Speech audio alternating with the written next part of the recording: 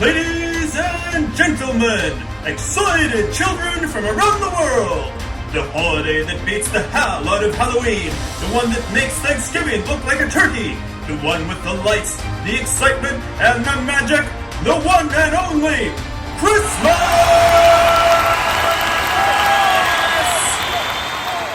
That's how it felt when it was undeniable that the Christmas season had started.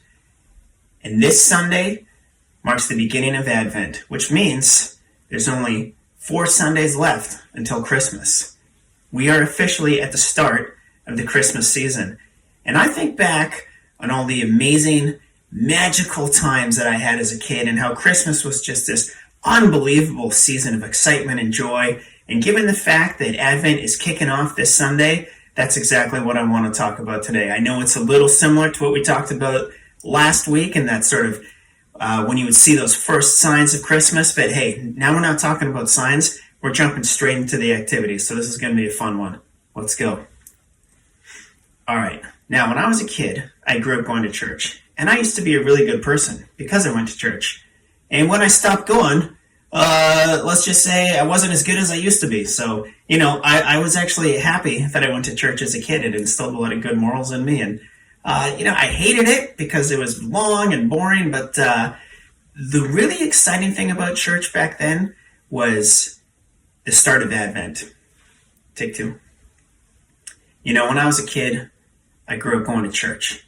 And for the most part, church was pretty boring, but there was one extremely exciting part of the year, and that was when you walked into church and you saw the Advent wreath was hanging from the ceiling, and you knew without a shadow of a doubt that Christmas season had finally begun. And even your church, the most boring place in the world, which ultimately was responsible for Christmas and the Christian holiday that it is, was getting ready to celebrate.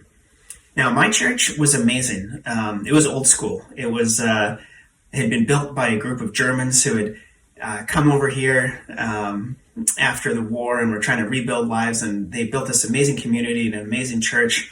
And they did everything the old school German way. So they had an Advent wreath, and they definitely didn't buy it from Zellers or Kmart. They made it themselves, and it was beautiful. It was this handmade wreath, and it was just so beautiful. These big candle holders and everything on it, absolutely beautiful. And it hung down from the ceiling, and it marked the start of the season. And I remember at the start of every church service, so there's 4 candles on it, and for each week of Advent, a candle would be lit. And there was this guy at the church, Albert. He was this really awesome older guy, but he's very tiny. He was a tiny man. Of course, to me back then, he seemed huge. But looking back, he was pretty short guy, maybe like 5'6", 5'5", I don't know, somewhere in there.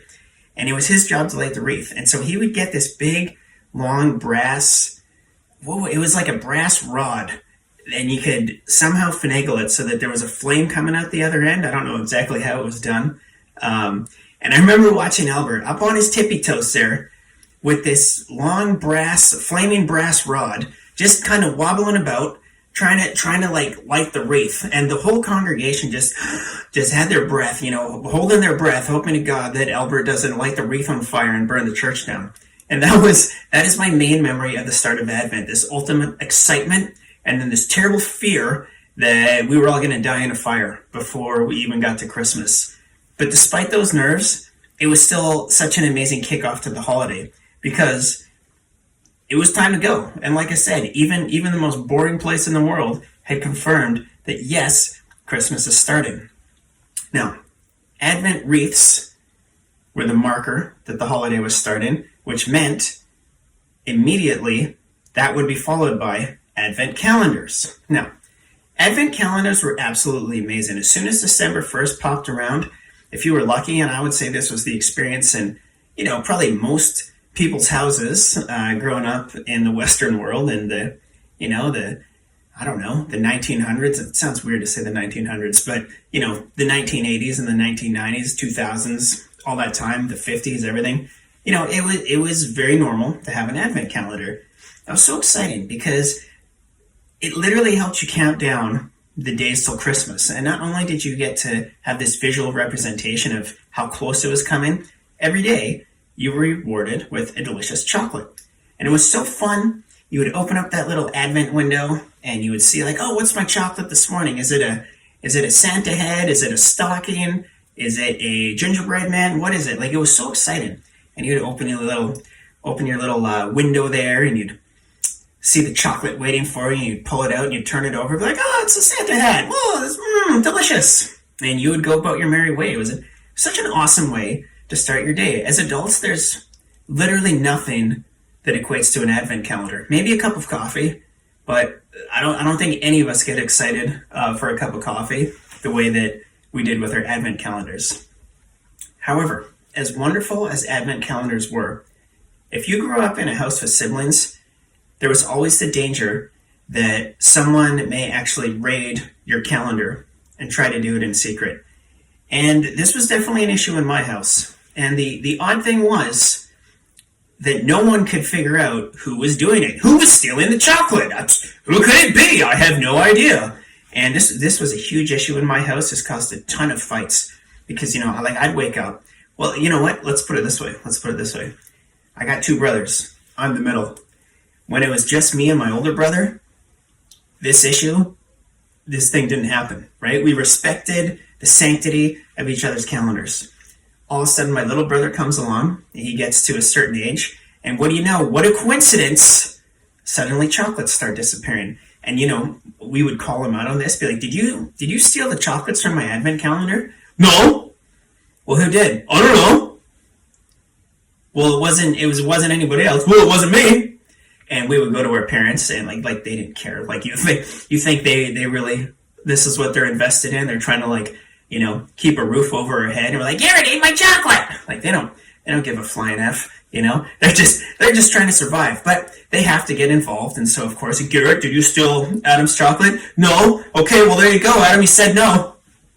Case closed. Well, thanks, guys. Good thing you didn't go into police work. I don't know how well that would have gone. But that wasn't always an issue in my house. And, to this day, it never got settled. So I want to take a moment here. I want to take a moment live on here. I honestly, I need this. I think I need to move past this, and I need some clarity, and I need some closure in my life. So, hold on a second. I'm going to get my brother on the line here. Just hold on a second. Let me get this set up. Hold on. Just stand by. Hold on.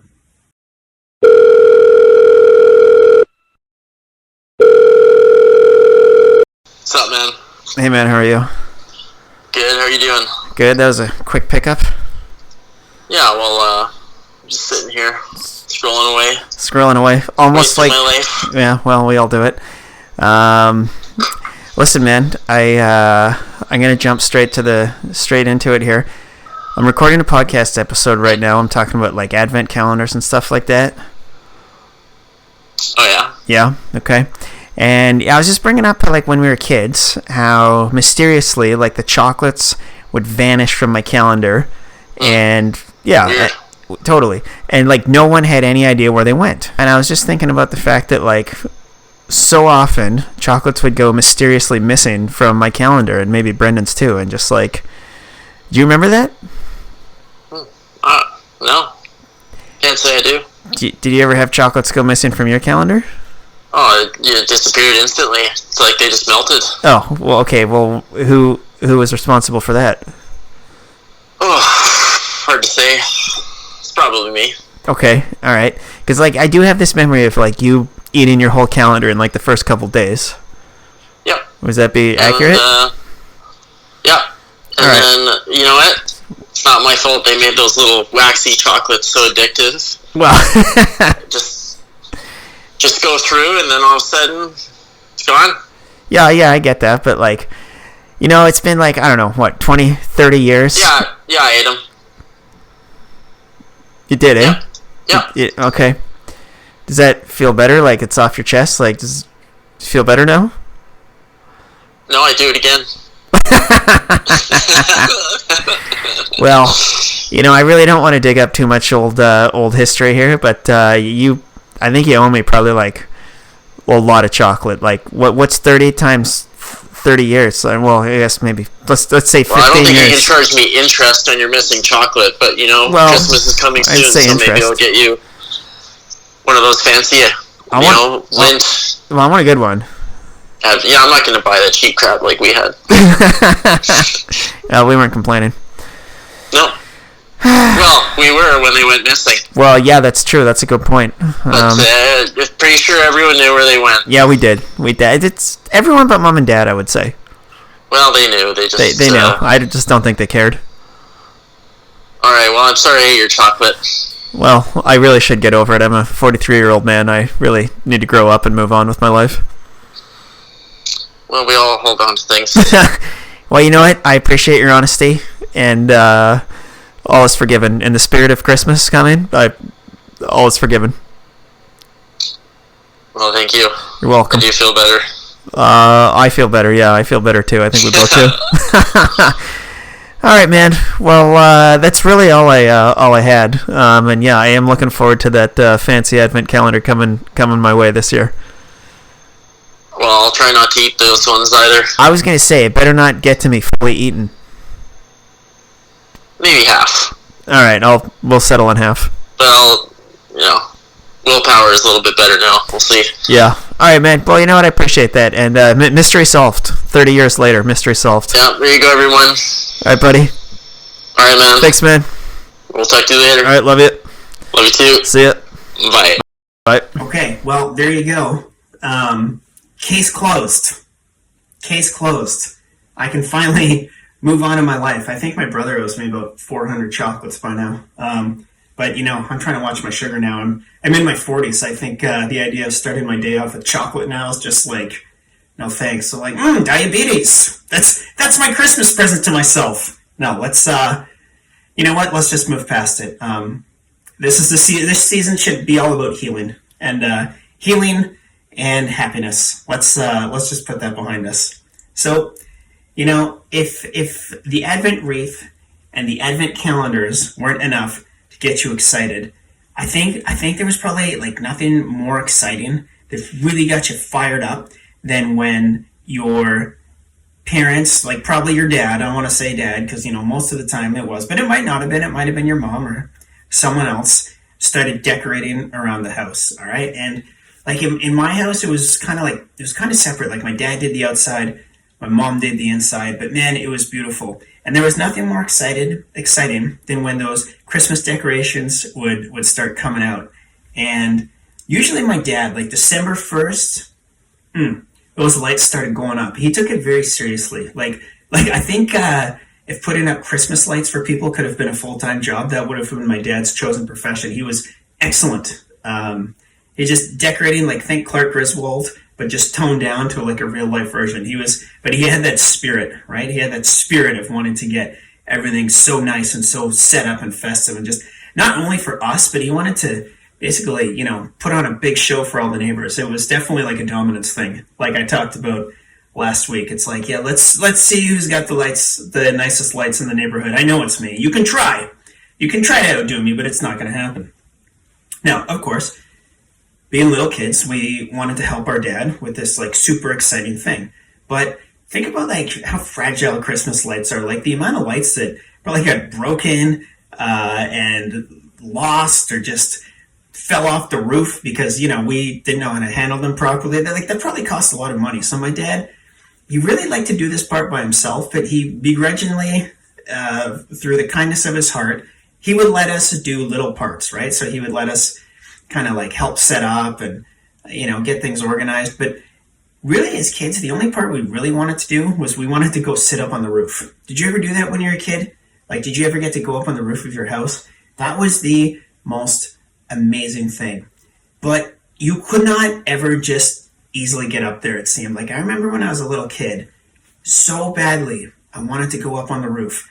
But to get there, you had to take this terrifying climb up the ladder. And it wasn't the climb that was scary. It was when you got to the top, like when you were small and you got to the top of that ladder and you were on that last rung. And it was the last rung, and then it was the gutter and the roof. But there was a big space in between that with nothing.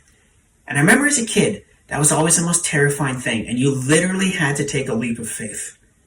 You had to put your faith in whoever was on the other side of that ladder. Maybe it was your older brother extending his arm, or your dad or your mom or somebody. and you had to close your eyes, summon the courage, and just go. And hope to God that you were going to make it. You always did.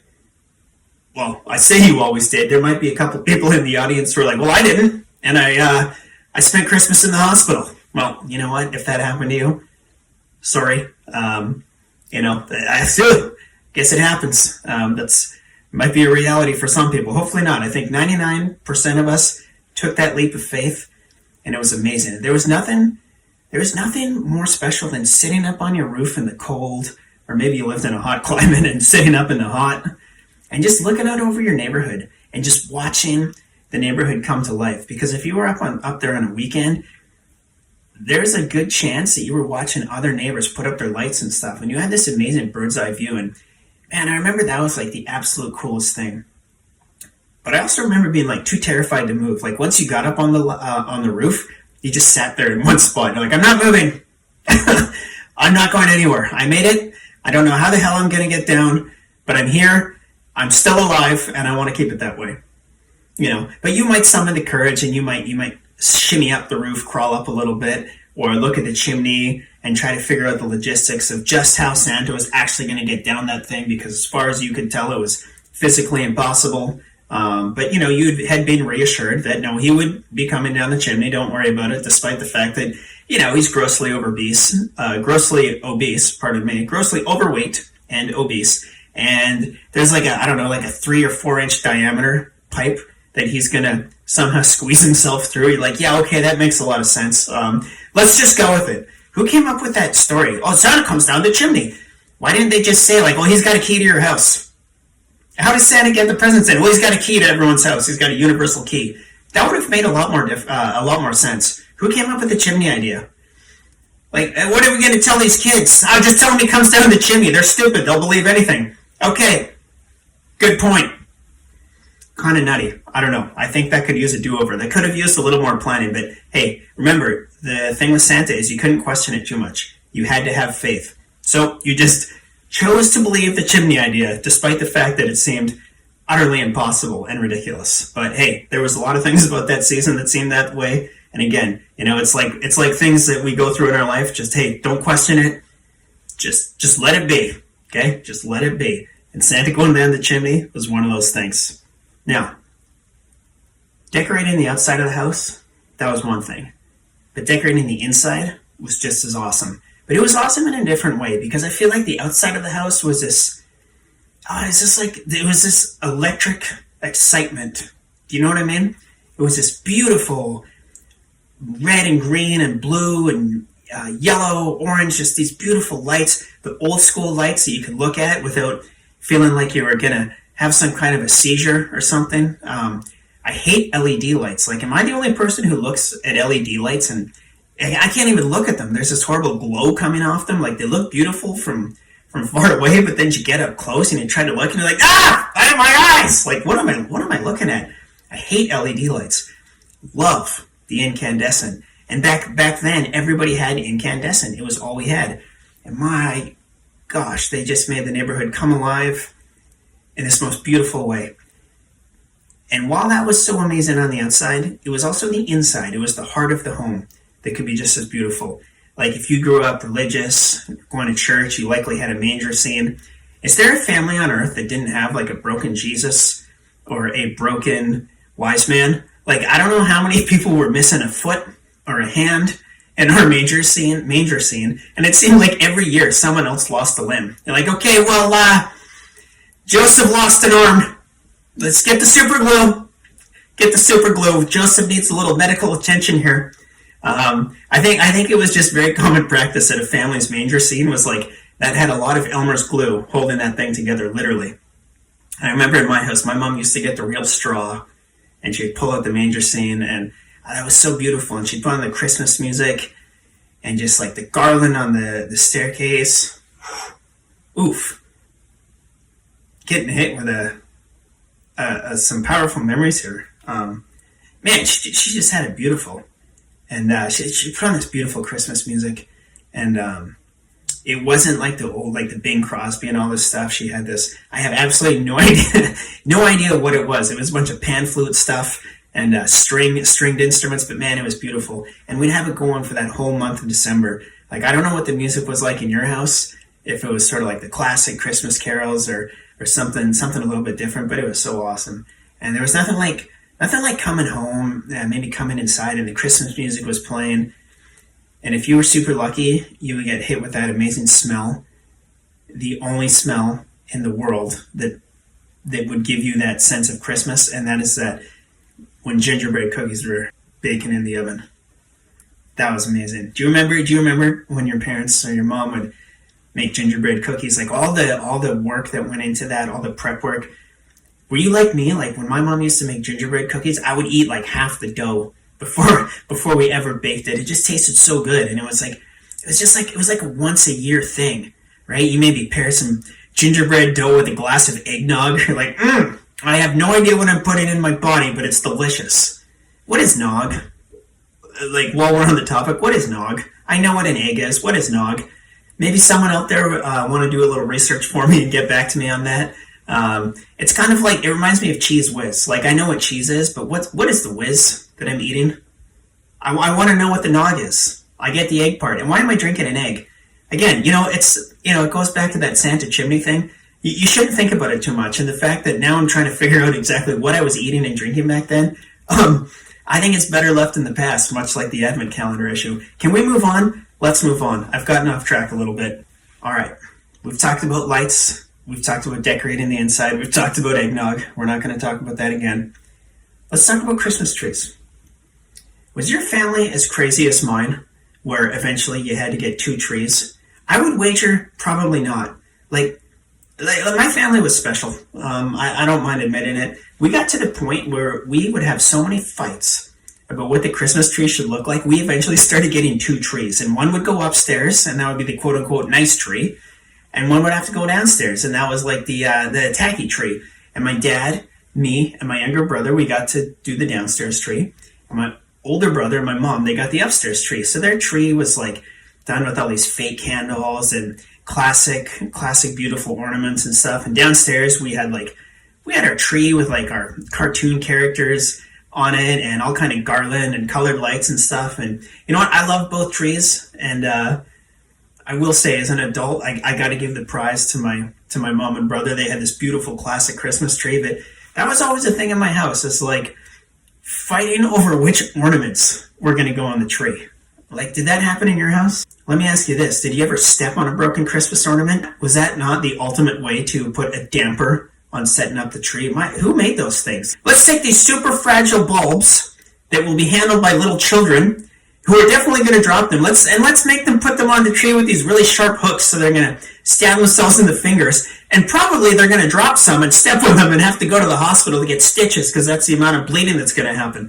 Like, I don't know. When I look back on Christmas, like, who was making these decisions? It just seems wrong. But you know what? Who cares? It didn't matter. You just had to be careful with what you were doing, and it didn't take away from how magical it was decorating the tree with your family. Even if you fought, even if you disagreed, even if you stepped on an ornament, at the end of the day, it was still awesome. And it was just like, putting up that Christmas tree was like the chef's kiss of the Christmas tree decorations. Like, your house wasn't complete until the tree was complete. And that was just such a beautiful thing for your family to do together. I remember we used to have a Christmas tree at our church, and my Oma and Opa, they were the ones who had set it up. And like, our church had a really tall ceiling. And so when we used to go help them set up that tree, as kids, that tree looked like it was like 50 feet tall. Like, it looked like the tree that you'd see at the shopping mall. And it was just it was so fun getting to go and set that tree up. And it's amazing. Back then, it seemed so epic, so large, so out of proportion. But as you grow up and you sort of you go and you look at that same tree as an adult, you look at it and you go like, it's not that big, it's not that magical.